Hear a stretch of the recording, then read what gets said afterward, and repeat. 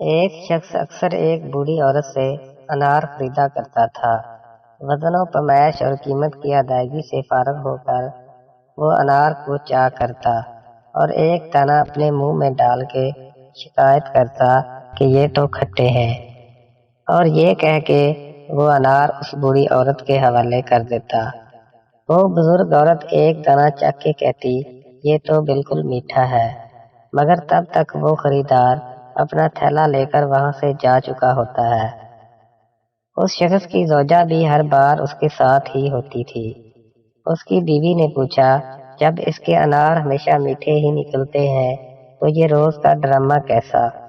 اس شخص نے مسکرا کے جواب دیا، وہ بوڑھی ماں میٹھے انار ہی بیچتی ہے، مگر غربت کی وجہ سے وہ خود اس کو کھانے سے محروم ہے۔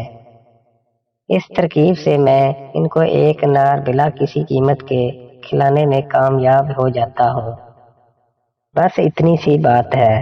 اس بوڑھی عورت کے سامنے ایک سبزی فروش عورت روزانہ یہ تماشا دیکھتی تھی، تو وہ ایک دن پوچھ بیٹھی، یہ آدمی روزانہ تمہارے انار میں نقص نکال دیتا ہے اور تم ہو کہ ہمیشہ ایک زائد انار وزن کرتی ہو، کیا وجہ ہے؟